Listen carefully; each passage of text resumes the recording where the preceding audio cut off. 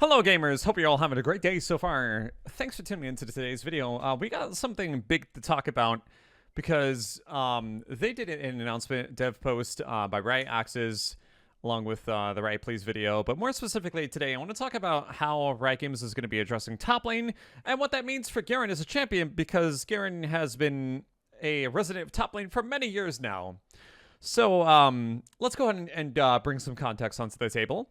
There was a dev post that we can see right here, actually, where they talk about their plans for the mid-season update and how they feel about mythics.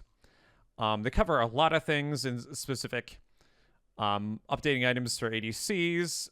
They're going to be removing several mythics, including, like, they're getting rid of Shield Bow as a mythic.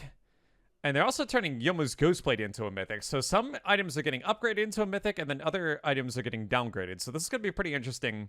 Now, as you guys know, I've been using Youmuu's Ghostblade in some of my games as a selective snowball item, along with other Garen mains. And switching to a mythic is pretty interesting, because what it could mean is that we might switch to Youmuu's Ghostblade as a mythic and maybe ditch Stridebreaker. You know, maybe it could be a complementary choice for Conqueror, because if they, for example, go ahead and buff the active Youmuu's to be an immense movement speed item, it could be really good for Garen's sticking potential with Conqueror or Phase Rush builds, selectively. But yeah, we'll have to see how the numbers land on that. But yeah, a lot of things are basically shaking up right now. What's even more interesting is that they're choosing to buff several items that Garen already builds. Spider Axe was able to go ahead and snip a Reddit reply from Riot Axes, which says along the lines that looking at straight buffs is Derek's Gauge, Gore Drinker, Trinity Force, and Stridebreaker. Huh. You know, that's quite interesting, considering that Garen just can build all those items and nothing is left out there, and possibly something for Hullbreaker too. That is gosh darn nutty. And when we're in an ecosystem where Garen's items progressively get stronger when he's already pretty insane to begin with, and for those who at home who might be saying, oh no, Garen's not good after the buffs, blasphemy. Let's take a look at the numbers here. We're about a weekend on these, almost a weekend, well, maybe a few days, so to speak, on this patch. And let's take a look at these numbers, right? Across all ranks average, Garen is automatically back in S+ here. The base stat buffs were just more than enough to propel him back into the solo queue meta.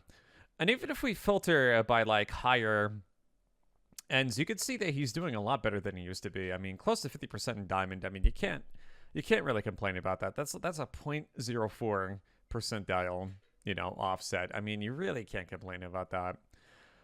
Sure, in Masters, you know, maybe he's struggling a little bit. That's okay.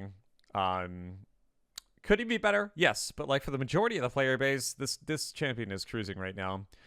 One potential concern though is like if Garen does get buffed, again, by having all of his items buffed, does that mean he's going to be automatically OPing? Like, because if we look at the aforementioned list, guys, what they could be saying in implication here is that a lot of Garen's items are getting buffed, and that's going to definitely propel his win rate.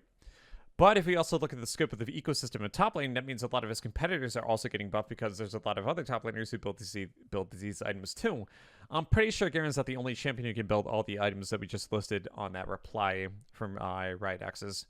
So it goes without saying yes, Garen's going to be stronger, but his competition's going to get stronger too. Does that mean he's going to be automatically OP? I don't particularly think so. It would be hard for me to imagine that he'd be propelled to a state, maybe in low elo, possibly, where they actually have to nerf him. They actually have to revert some of the buffs, or maybe they revert the buffs outright in exchange for the transition of these stronger items for top lane. Could this be a possibility? I don't know. It leaves me a little concerned, because like had we actually implemented the buffs that I suggested, I think Garen would actually exist healthier in top lane and mid lane in high elo, while also having a maybe higher win rate without affecting low elo as much.